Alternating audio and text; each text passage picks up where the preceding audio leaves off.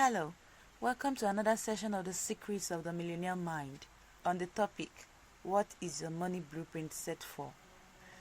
Now, it's time to answer the $1,000,000 question. What is your current money and success blueprint?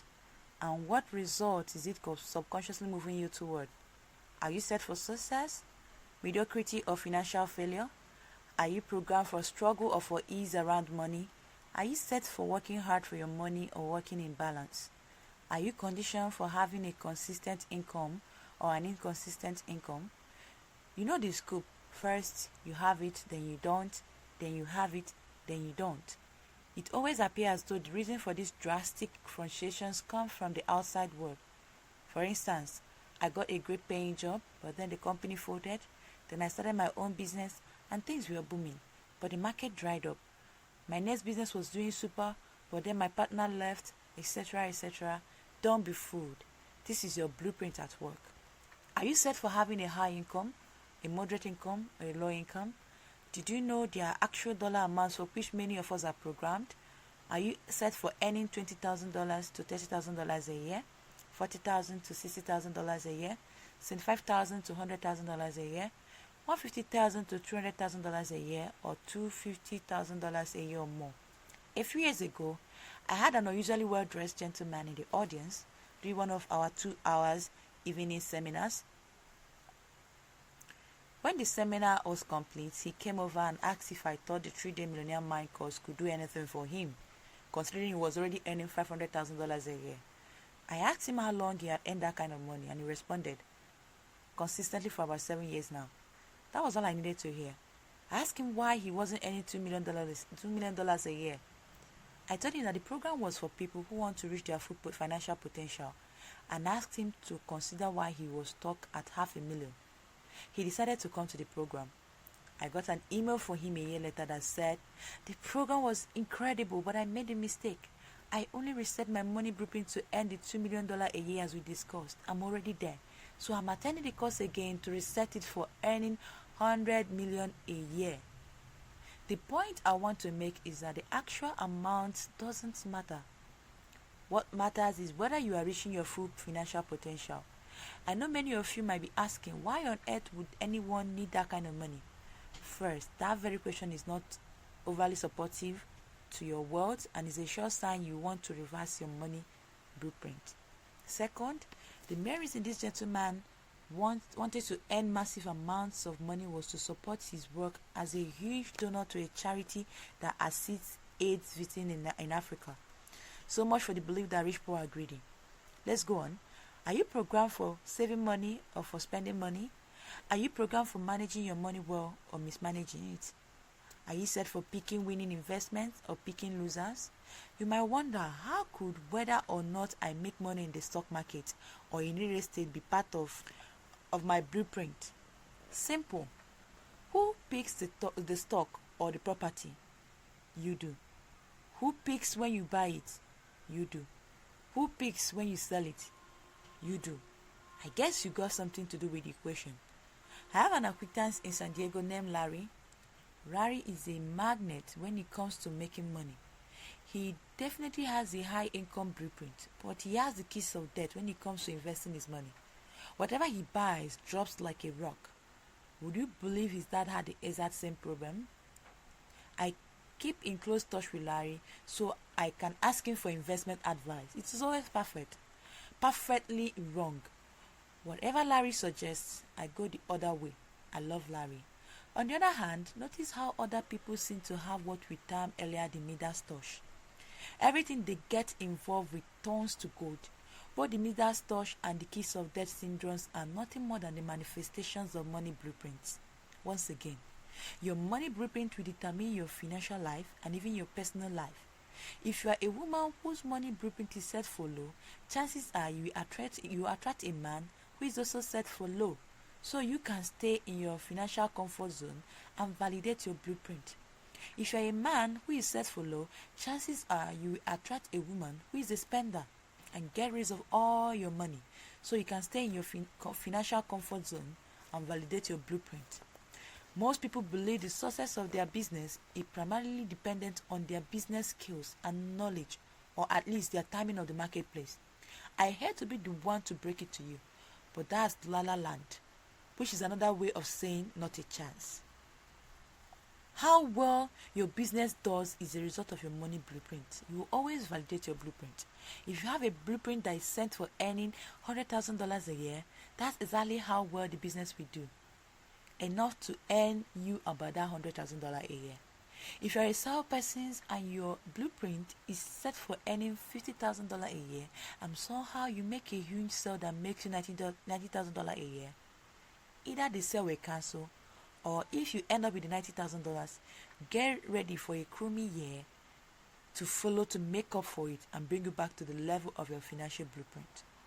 On the other hand, if you are set for earning $50,000 and you have been in a slump for a couple of years, don't worry.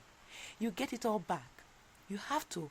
It's a subconscious law of the mind and money. Someone in this position will probably walk across the street, get hit by a bus, and end up with exactly $50,000 a year in insurance. It's simple. One way or another, if you are set for $50,000 a year, eventually that's what you will get. So again, how can you tell what your money blueprint is set for? One of the most obvious ways is to look at your results. Look at your bank account. Look at your income. Look at your net worth. Look at your success with investments. Look at your business success. Look at whether you are a spender or a saver. Look at whether you manage money well. Look at how consistent or inconsistent you are. Look at how hard you work for your money. Look at your relationships that involve money.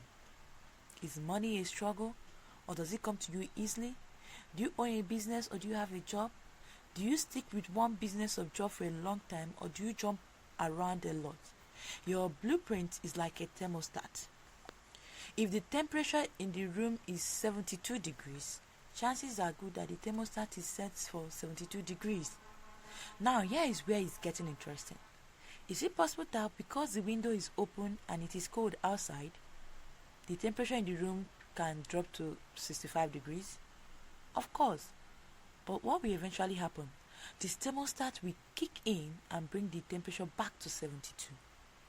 Also, is it possible that because the window is open and it's hot outside, the temperature in the room can go up to 77 degrees? Sure, it could. But what will eventually happen? The thermostat will kick in and bring the temperature back to 72. The only way to permanently change the temperature in the room is to reset the thermostat. In the same way, the only way to change your level of financial success permanently is to reset your financial thermostat, otherwise known as your money blueprint. You can try anything and everything else you want. You can develop your knowledge in business, in marketing, in sales, in negotiations, in management. You can become an expert in real estate or the stock market. All of these are tremendous tools.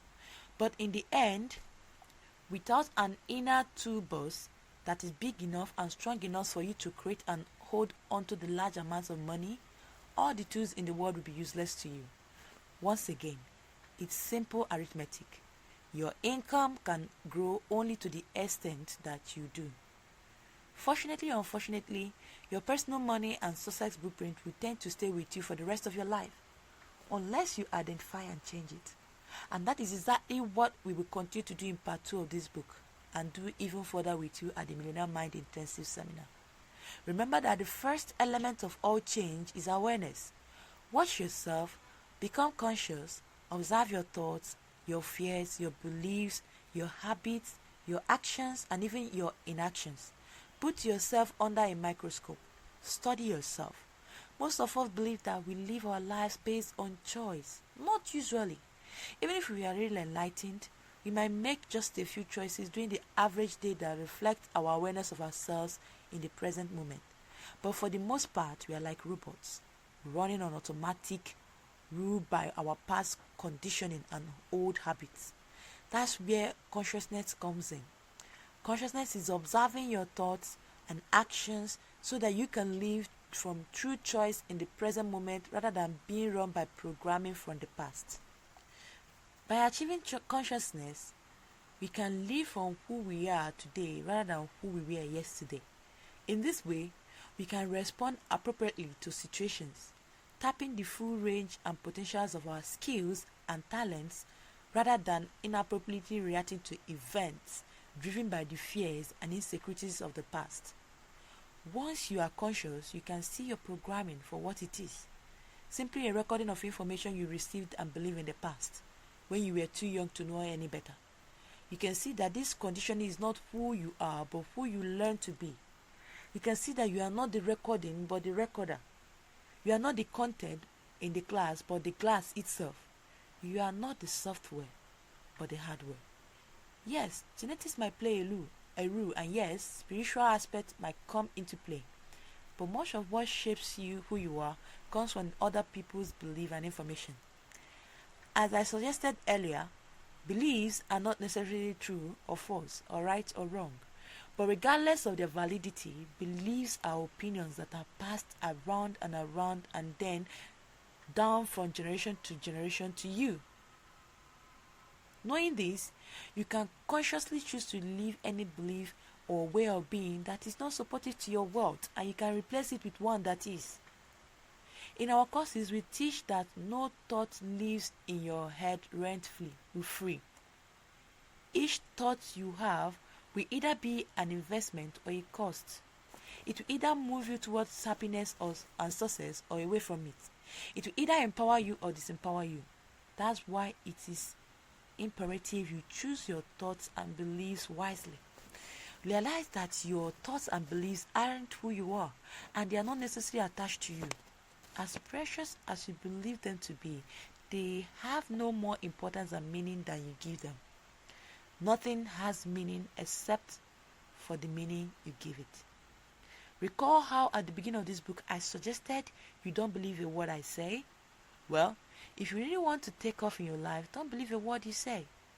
And if you want instant enlightenment, don't believe a thought you think. Meanwhile, if you are like most people, you're going to believe something. So you might as well adopt beliefs that support you. Which beliefs?